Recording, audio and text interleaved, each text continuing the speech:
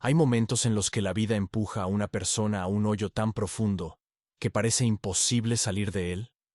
¿Qué sucede cuando la desesperación se convierte en el único compañero y un frío banco en un parque se convierte en hogar?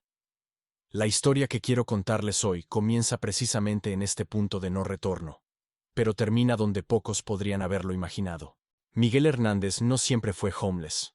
En algún momento tuvo una vida normal. Un pequeño apartamento en un suburbio, un trabajo como mecánico en un taller de automóviles, almuerzos dominicales con primos y hermanas. Era una de esas personas a las que pasas por la calle sin notar. Un hombre común con sueños comunes. Comprar algún día su propia casa, tal vez abrir su propio taller. Pero el destino decidió de otra manera. En solo 3 años, Miguel lo perdió todo. Primero cerró el taller donde había trabajado durante 15 años. Luego, un infarto repentino se llevó a su madre, a quien él cuidaba. Y después sus ahorros se fueron en cuentas médicas. Poco a poco, la vida de Miguel se fue encogiendo, como una piel de chagrín, hasta que un día se encontró en la calle con una sola mochila de cosas. Recuerdo el momento en que cerré la puerta de mi apartamento por última vez, recuerda Miguel. Al principio, había una sensación de que esto era temporal, que simplemente estaba pasando por un periodo difícil. Pero una semana se convertía en otra, un mes en otro, y poco a poco llegó el reconocimiento. Me convertí en un fantasma. A los ojos de los transeúntes, los sin hogar dejan de ser personas. Se convierten en una parte incómoda del paisaje urbano, en un problema que se quiere evitar a toda costa. Miguel sentía agudamente esa mirada que se deslizaba a través de él. Un mecánico que alguna vez se enorgulleció de poder arreglar prácticamente cualquier motor, ahora no podía reparar su propia vida. Nadie podía suponer que este hombre roto, que contaba cada centavo y recogía botellas para reciclar, algún día cambiaría la vida de decenas de personas igualmente desesperadas. Nadie podía saber que Dios ya había comenzado a escribir una nueva historia en la vida de Miguel Hernández, utilizando los giros más inesperados del destino. Antes de que la calle se convirtiera en su hogar, la vida de Miguel estaba llena de alegrías comunes. Nació en una familia de inmigrantes mexicanos que llegaron a América en busca de una vida mejor, y la construyeron con sus propias manos. Su padre, Juan Hernández, era carpintero, y su madre, Consuelo, trabajaba como costurera en un pequeño taller. Su infancia transcurrió en un hogar modesto, pero lleno de amor en las afueras de Tucson. En nuestra casa siempre olía a las galletas de mamá, recuerda Miguel con cariño. Y no importaba cuántos invitados vinieran, siempre había un lugar para todos en la mesa. No éramos ricos, pero siempre compartíamos lo que teníamos. Después de la muerte de su padre por cáncer de pulmón, cuando Miguel tenía 16 años, dejó la escuela y comenzó a trabajar para ayudar a su madre. Comenzó como aprendiz en un taller de mecánica, luego se formó como mecánico, y con el tiempo ganó una reputación como maestro, al que venían incluso de ciudades vecinas. Se casó con su amor de escuela, Lucía, pero el matrimonio se rompió 3 años después. No tuvieron hijos, y tras el divorcio, Miguel se sumergió por completo en el trabajo, apoyando a su madre, cuya salud iba en declive. El primer golpe del destino llegó en 2018, cuando el propietario del taller decidió vender el negocio a una gran cadena. Los nuevos dueños trajeron a su equipo, y como la mayoría de los viejos empleados, Miguel se encontró en la calle con una indemnización que alcanzaba para 4 meses. Buscó trabajo, pero a los 52 años y con habilidades obsoletas, no lo aceptaban en ninguna parte de forma permanente. Mientras Miguel intentaba sin éxito encontrar un ingreso estable, su madre sufrió un grave infarto. El seguro médico cubría solo una parte de los gastos, lo demás recayó en su hijo. La hospitalización, la cirugía, los medicamentos, el cuidado. Las cuentas crecían como una bola de nieve. Miguel trabajaba donde podía, como repartidor de pizzas, conserje nocturno, peón. Los ahorros se desvanecían y las deudas crecían. Cuando su madre falleció, a su dolor se sumaron los gastos del funeral. No me di cuenta de cómo caí en un pozo de deudas, dice Miguel. Vendí el automóvil, luego los muebles. Cuando no tuve cómo pagar el apartamento, el arrendador amablemente, pero con firmeza, me pidió que desocupe el lugar. Las primeras noches en la calle fueron las más duras. Miguel dormía en el parque de la ciudad, abrazando su mochila con documentos y pocas pertenencias. El frío, el miedo y la vergüenza se convirtieron en sus nuevos vecinos. Especialmente la vergüenza. Evitaba los lugares donde podía encontrarse con conocidos. Un hombre que alguna vez fue comunicativo y seguro de sí mismo comenzó a evitar a la gente, escondiéndose en la sombra de la vida urbana. Lo más difícil fue acostumbrarse a cómo la gente te mira, cuenta Miguel. Ellos no ven a una persona, sino un problema. Se dan la vuelta, cruzan a la otra acera, aprietan sus bolsas más fuerte, como si fueras a asaltarlos. Poco a poco, aprendió a sobrevivir en esta nueva realidad. Descubrió dónde podía comer gratis, dónde darse una ducha, cuáles bancos del parque eran más seguros para pasar la noche. Conoció a otros sin hogar. Toda una comunidad invisible de personas que fueron arrojadas al borde de la vida. Eduardo, un exprofesor de español que lo había perdido todo debido a una adicción al juego. Rosa, una mujer mayor que se quedó sin hogar tras la muerte de su esposo y la venta de su casa para pagar deudas. José, un veterano de guerra que no pudo adaptarse a la vida civil. Cada uno tenía su propia historia de caída, y cada uno intentaba a su manera mantener su dignidad humana. Algunos buscaban refugio en el alcohol, otros en las drogas, pero había quienes, a pesar de todo, cada mañana se lavaban en un baño público, se afeitaban y trataban de verse presentables. Lo más sorprendente para Miguel fue que precisamente entre estos marginados, vio ejemplos de sorprendente generosidad y ayuda mutua. Personas que no tenían nada compartían su última migaja de pan. Se advertían mutuamente sobre lugares peligrosos. Mostraban dónde encontrar trabajo temporal o cómo recibir atención médica. Un día, un hombre desconocido simplemente le dio a Miguel un par de botas de invierno casi nuevas, diciendo: «Me las regalaron en la iglesia, pero me quedan grandes, a ti te quedan perfectas». Este sencillo gesto de bondad humana impactó a Miguel más que todas las miradas frías de los transeúntes. En la calle entendí algo importante, dice. Cuando no tienes nada que perder materialmente, comienzas a ver más claramente los valores inmateriales. Y cualquier acto de bondad, por pequeño que sea, se siente como un milagro.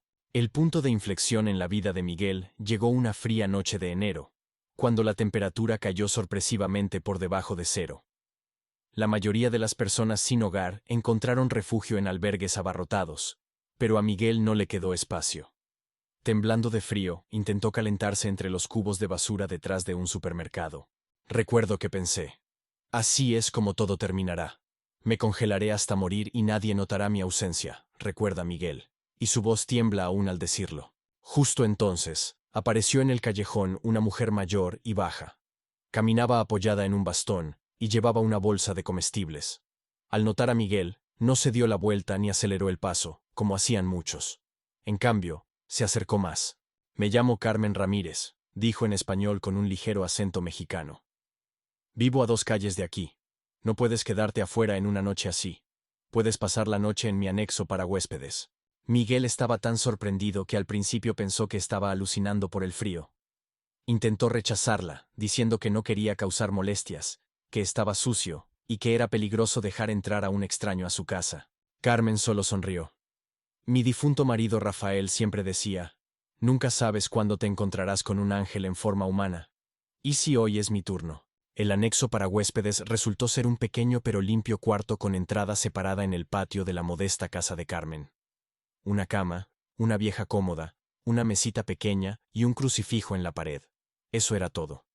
Pero para Miguel, este lugar parecía un paraíso después de meses en la calle. Por la mañana, Carmen le trajo café caliente y un burrito con huevos y frijoles. Mientras comía, la mujer sacó de su bolsillo un pequeño medallón desgastado en forma de brújula. «Esto pertenecía a mi marido», dijo. «Cuando cruzamos la frontera hace muchos años, esta brújula nos ayudó a encontrar el camino, literalmente. Luego se convirtió en un recordatorio de que incluso en los momentos más oscuros, hay una dirección que conduce a la luz. Quiero que lo tengas». Miguel intentó rechazar tan valioso regalo, pero Carmen insistió. «Cada persona necesita su brújula, especialmente cuando parece que se ha perdido el camino». Carmen permitió que Miguel se quedara en el anexo una semana, pero le advirtió que era una solución temporal. «No puedo cambiar tu vida», dijo. «Solo tú puedes hacerlo, pero puedo darte un punto de apoyo». Esa semana se convirtió en el comienzo de la lenta resurrección de Miguel. Con un techo sobre su cabeza y la oportunidad de dormir bien, comenzó a buscar trabajo con nuevas fuerzas. Carmen lo ayudó a organizar su ropa, y hasta le prestó el viejo teléfono móvil de su difunto marido, para que los posibles empleadores pudieran contactarlo. Pero lo más valioso resultó ser otra cosa. Cada noche, charlaban con una taza de té de hierbas. Carmen contaba sobre su vida. Cómo ella y su marido llegaron a América sin un centavo en el bolsillo. Cómo construyeron su vida ladrillo a ladrillo. Cómo perdieron a su hijo en un accidente automovilístico, pero hallaron la fuerza para seguir adelante. ¿Sabes qué he aprendido en mis 74 años?, decía. Dios nunca cierra una puerta sin abrir otra en algún lugar. Simplemente, a veces entre puertas hay un oscuro pasillo, y tienes que atravesarlo con fe. Miguel no había sido especialmente religioso antes. De niño iba a la iglesia con sus padres, pero luego se alejó de la fe. Sin embargo, ahora, escuchando a Carmen, sintió por primera vez en mucho tiempo que algo se derretía dentro de él. Cada mañana y cada noche, sostenía en sus manos la brújula regalado, y ésta se convirtió en un símbolo de esperanza. Una semana después, Miguel encontró un trabajo temporal como cargador en un almacén. El salario era modesto, pero le alcanzaba para alquilar un rincón en un edificio de apartamentos y poco a poco comenzar a levantarse. Carmen se alegró por él, pero no se apresuró a despedirse. Ven a la cena dominical, lo invitó. Y si quieres, puedes ir conmigo a la iglesia Santa Cruz. Allí se reúnen buenas personas. Al principio, Miguel se negó, pero luego decidió ir, más por gratitud hacia Carmen. No esperaba que un simple servicio en la pequeña iglesia lo moviera tanto. Las palabras del sacerdote sobre las ovejas perdidas que no el pastor deja atrás, sobre cómo cada persona es valiosa a los ojos de Dios, resonaron inesperadamente en su alma. En ese momento comprendí que incluso en los días más oscuros de mi vida, no había estado verdaderamente solo, recuerda Miguel. Dios siempre estuvo a mi lado, incluso cuando no notaba su presencia. Poco a poco, la vida de Miguel comenzó a mejorar. Pasó de un trabajo temporal a uno permanente. Alquiló una pequeña habitación en un edificio de apartamentos y comenzó a asistir regularmente a la iglesia Santa Cruz. Pero la memoria de los días pasados en la calle no lo abandonaba. Especialmente recordaba a las personas con las que compartió las dificultades de la vida homeless. Eduardo, que soñaba con enseñar nuevamente. Rosa, que se peinaba cada día, a pesar de no tener hogar. José, quien aún despertaba de pesadillas sobre la guerra. No podía simplemente olvidarlos y seguir adelante, dice Miguel. Cuando has pasado por esto, ya no puedes dar la espalda, pretendiendo que el problema no existe. Un día, después del servicio dominical, Miguel compartió sus pensamientos con el padre González, el sacerdote de la iglesia Santa Cruz. Le habló sobre su experiencia en la calle, sobre cómo varios actos de bondad prácticamente le salvaron la vida. ¿Qué pasaría si pudiéramos hacer más?, preguntó Miguel. No solo repartir comida o ropa, sino ayudar a las personas a volver a una vida normal. Darles lo que Carmen me dio. No solo un techo por una noche, sino esperanza y un punto de apoyo. El padre González escuchó atentamente y dijo: la iglesia puede proporcionar el sótano 2 veces a la semana. Comienza con poco, y veamos qué crece de ello. Así nació la iniciativa Última Oportunidad. Un modesto programa de ayuda que Miguel comenzó con unas pocas sillas, una mesa vieja y un inmenso deseo de cambiar algo.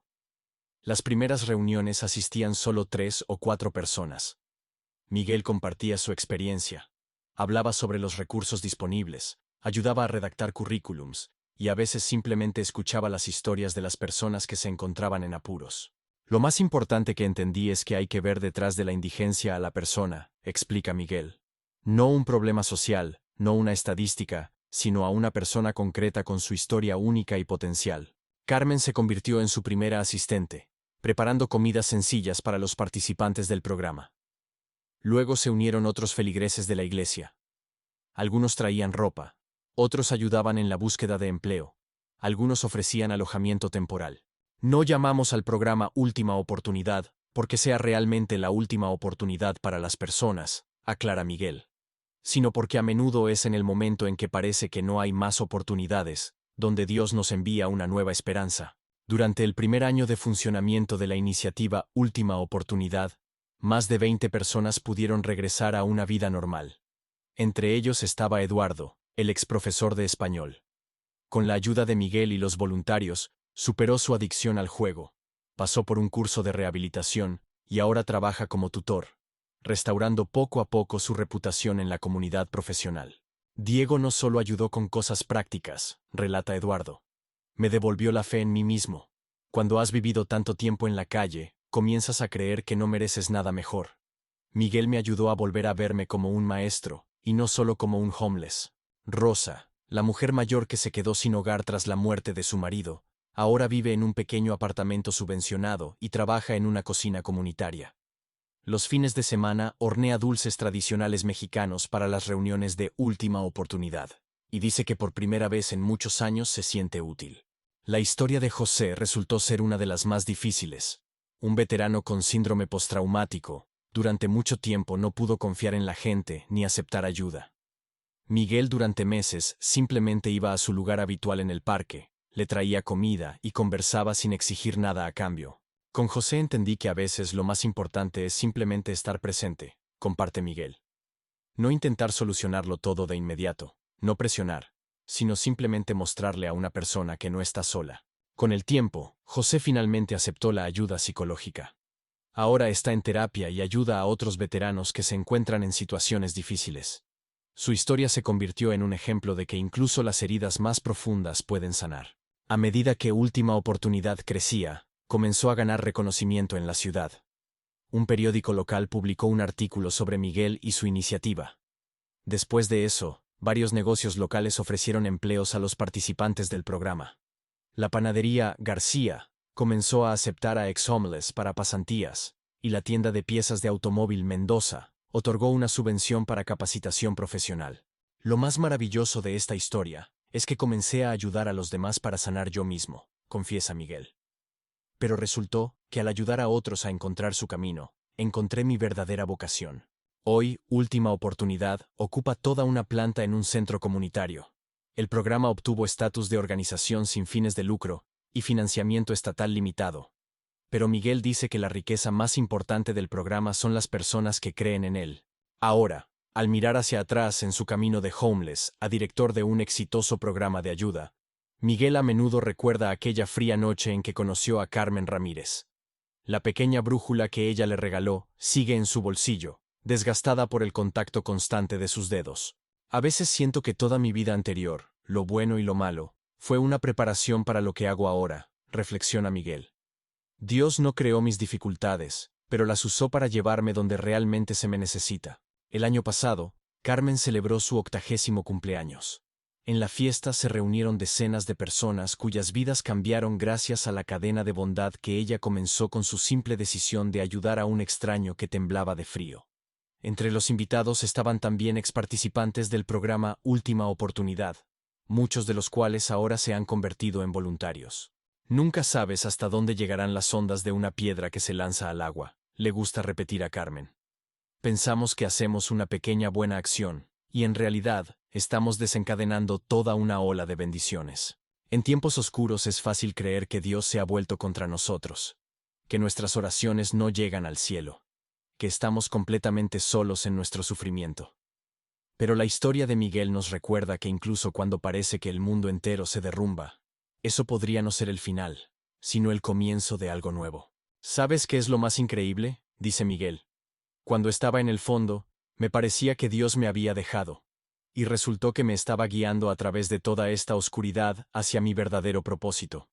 A veces tenemos que perderlo todo para encontrar lo que realmente importa. Hoy el programa Última Oportunidad ayuda a cientos de personas anualmente. Pero Miguel sigue conociendo personalmente a cada nuevo participante. Los mira a los ojos, sin compasión, pero con comprensión y respeto, y dice: sé lo difícil que es. Yo estuve donde ustedes están ahora. Y si yo pude salir de allí, ustedes también podrán. En su oficina, Miguel guarda una fotografía desgastada que Carmen tomó el día en que asistió a la iglesia Santa Cruz por primera vez. En ella aparece un hombre confundido con una tenue esperanza en sus ojos. A su lado, enmarcada, hay una foto reciente del equipo de Última Oportunidad, donde Miguel está rodeado de voluntarios y participantes del programa. Estas dos fotografías son testimonio evidente de cómo puede transformarse la vida de una persona que encuentra su camino y su propósito. Si esta historia ha calentado su corazón, suscríbanse a nuestro canal. Aquí viven simples parábolas que nos recuerdan lo más importante. y compartan esta historia con aquellos que, tal vez, estén atravesando su propio valle oscuro y necesiten un recordatorio de que tras cada noche siempre llega el amanecer.